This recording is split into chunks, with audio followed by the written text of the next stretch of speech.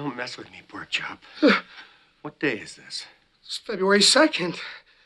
Remember Groundhog Day, the film about living the same day over and over? Yet behind the scenes, things were even weirder. From Bill Murray battling a real groundhog with razor-sharp teeth, to deleted scenes so outrageous they never made it to theaters. And the truth about what was happening behind the scenes? Let's just say the on-set tension could have been its own movie. These are the 20 mind-blowing facts that will change how you see Groundhog Day forever. Fact 1. The time loop might have lasted decades. In the movie, we never get a number for how long Phil Connors is stuck in Punxsutawney, but fan theories and behind-the-scenes commentary paint a shocking picture. Director Harold Ramis once casually estimated about 10 years in the DVD commentary, but later admitted the original idea was closer to 10,000 years, long enough for Phil to master every skill and learn everything about the town. Other calculations, based on the time it would take to master piano, ice sculpting, and French, put the loop anywhere from 12 to 34 years. That means Phil might have celebrated well over 12,000 consecutive Groundhog Days before breaking free. Fact 2. The groundhog actually attacked Bill Murray. That's not bad for a quadruped.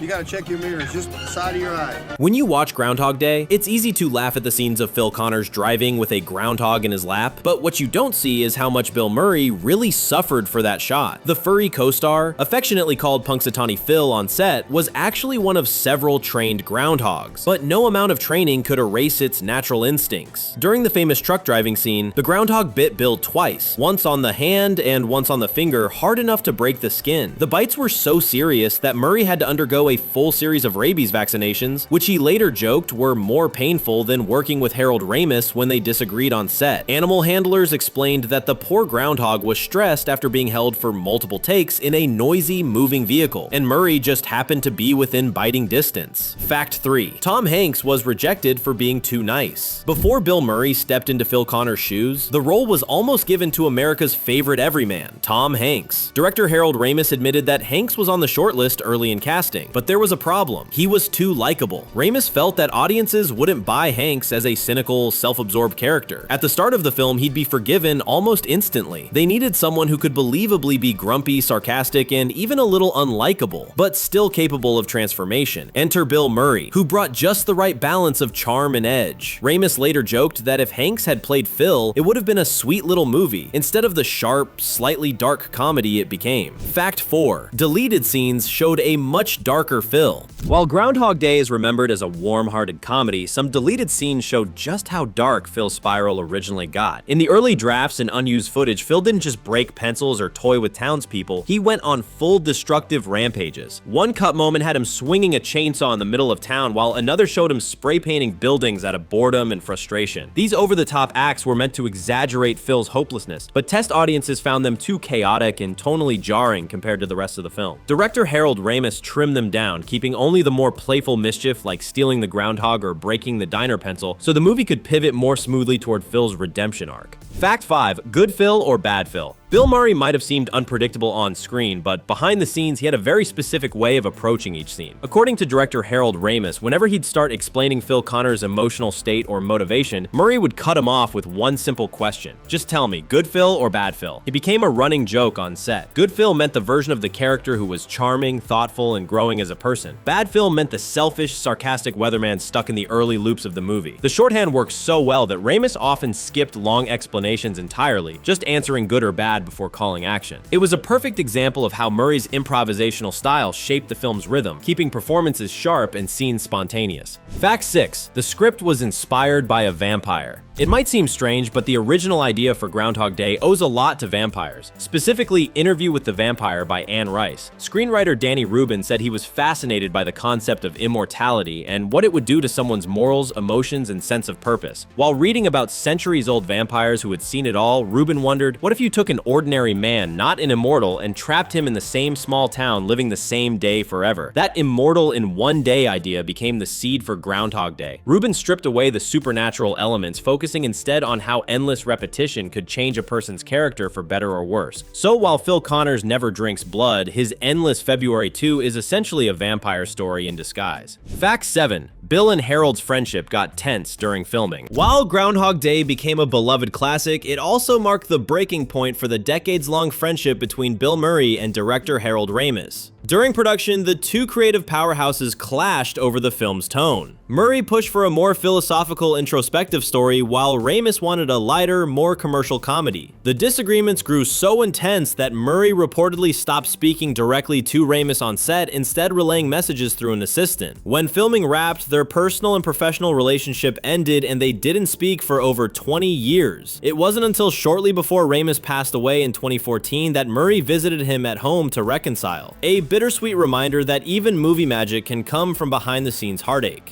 Fact 8. The movie was filmed in Illinois, not Pennsylvania. Although Groundhog Day is set in the small Pennsylvania town of Puxatawney, not a single frame was filmed there. The real location was Woodstock, Illinois, a charming town about 60 miles northwest of Chicago. Director Harold Ramis chose it for one big reason: Puxatawney was too small and didn't have the right look for the kind of town he envisioned on screen. Woodstock's historic square provided the perfect backdrop for the time loop setting, and today it's become a pilgrimage site for fans. You can actually walk the streets and see plaques marking famous spots from the film, like the spot where Phil repeatedly bumps into Ned Ryerson and the curb where Murray pretends to step into a puddle. Locals have embraced the movie so much that every February, Woodstock hosts its own Groundhog Day celebration, complete with a walking tour of all the filming locations. Fact 9. Smashing the alarm clock wasn't as easy as it looks.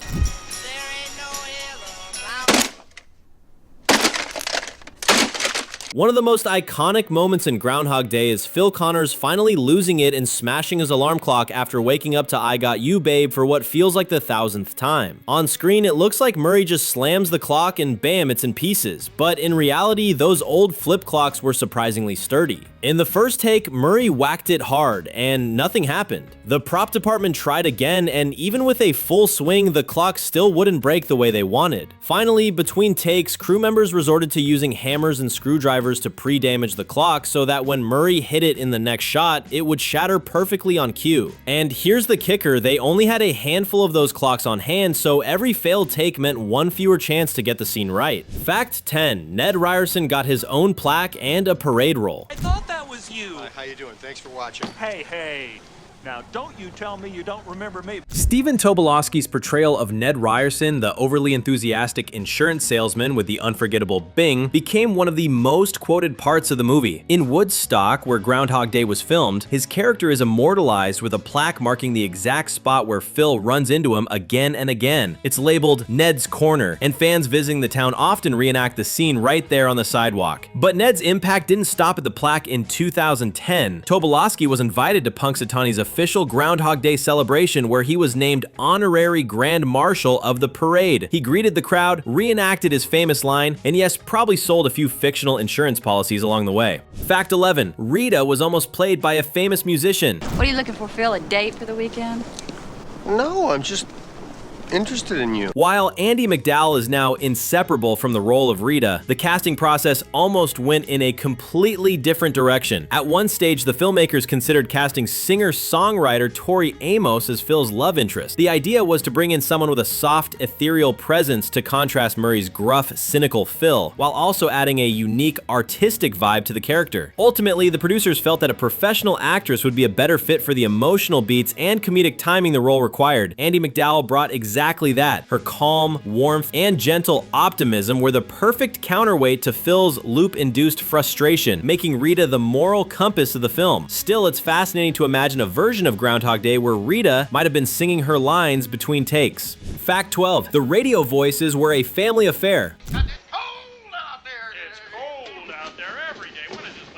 Every time Phil wakes up, the day starts with the same cheerful chatter from the radio DJs announcing it's February 2nd. But here's a detail most fans never catch. Those radio voices weren't just random actors. One of them was actually Harold Ramis, the film's director, and the other was Brian Doyle Murray, Bill Murray's real-life brother. The choice was partly a fun Easter egg for those in the know, but also a practical way to make sure the radio sequence felt consistent in tone and delivery through every loop. So, in a way, Phil was literally being woken up by his real brother every morning. Probably not much different from Bill's real life growing up in a big family. Fact 13. A whole family of groundhogs was used. The groundhog in Groundhog Day isn't just one heroic animal pulling off all those scenes. Multiple groundhogs were actually used during filming. Animal trainers prepared an entire family of groundhogs, rotating them depending on the type of shot needed and how cooperative or cranky each one was that day. This was both for safety and practicality. Wild animals can only work for short periods before getting stressed, especially under hot lights or in noisy setups. So while audiences might think of Punxsutawney Phil as one unforgettable co-star, it was really a tag team effort. And yes, it's entirely possible that one of those other Phils was the one who took a bite out of Bill Murray in that truck scene. Fact 14. The movie inspired a popular psychological term. Groundhog Day has transcended its status as just a comedy film to become a cultural metaphor in psychology and everyday language. The term Groundhog Day is now widely used to describe the feeling of being stuck in a repetitive, unchanging situation, whether that's in a toxic relationship, a dead-end job, or cycles of negative behavior and thought patterns. Therapists and mental health professionals often reference the Groundhog Day effect when helping clients understand how they might be trapped in loops of emotional or psychological stagnation. This makes the movie not just a funny story about a time loop, but a powerful symbol for personal growth and the struggle to break free from harmful habits. It's fascinating that a 1993 comedy could shape how we talk about mental health and self-improvement decades later. Fact 15. Every clock in the diner is stuck in time. I like to see a man of advancing years throwing caution to the wind. It's inspiring in a way. One of the film's cleverest Easter eggs hides in plain sight. If you look closely during the diner scenes where Phil spends a lot of his early loops stuffing his face or awkwardly testing Rita, you'll notice that none of the clocks are moving. Every single clock on the walls is frozen at a specific time, reinforcing the idea that Phil is trapped in a moment that never moves forward. This detail was never mentioned in the script. It was a quiet, deliberate choice by the set decorators to add another layer to the time loop atmosphere.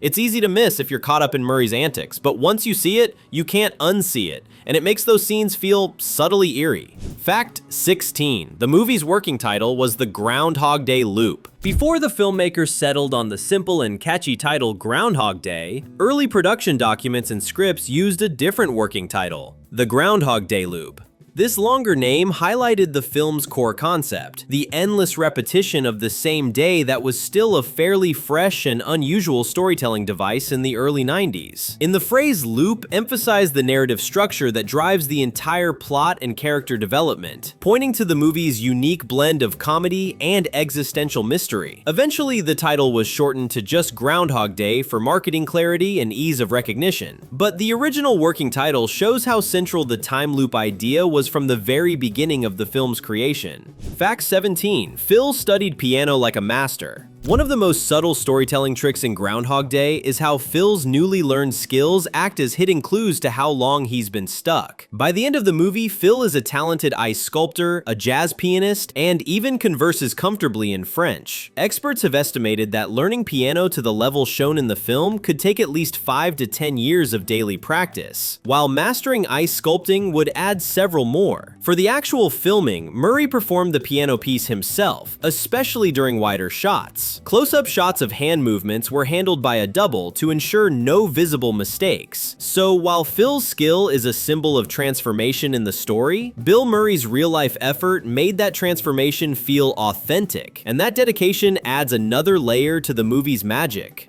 Fact 18. It was Michael Shannon's first role, and Murray didn't like him.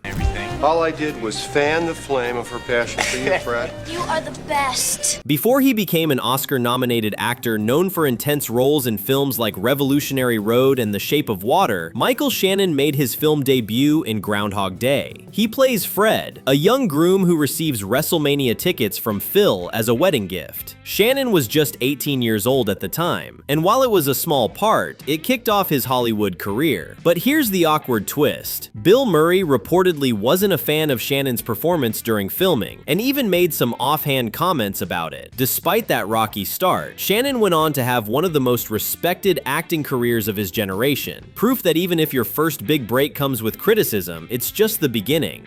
Fact 19. The film sparked a tourism boom. When Groundhog Day hit theaters, it didn't just boost the movie careers of its cast, it gave the real-life Groundhog Day celebration a massive surge in popularity. Before the movie, Punxsutawney's February 2nd event was a modest US local tradition, attracting only a few thousand visitors. After the film's release, attendance exploded, with tens of thousands traveling from around the world to see Punxsutawney Phil make his weather prediction. Even though the movie wasn't filmed in Punxsutawney, the town fully embraced the fame, turning the holiday into a global media event and a major source of tourism revenue. Woodstock, Illinois, the actual filming location, also benefited, holding annual celebrations that draw fans eager to walk in Phil Connor's footsteps. Fact 20 is Phil's God phase and the movie's hidden philosophy. At one point in the movie, Phil asks two drunks in a bowling alley, "What if there were no tomorrow?" and later starts wondering aloud if he's a god. This isn't just a comedic beat, it's tied to deeper philosophical ideas that have made the movie a favorite among spiritual leaders, philosophers, and even psychologists. The story has been interpreted as everything from a Buddhist allegory about reincarnation to a Christian parable about redemption and selflessness. Screenwriter Danny Rubin intuitionally left the rules of the time loop vague so viewers could project their own meaning onto Phil's journey. It's one of the big reasons Groundhog Day has stayed relevant for decades. It's more than a comedy, it's a meditation on life, purpose, and change.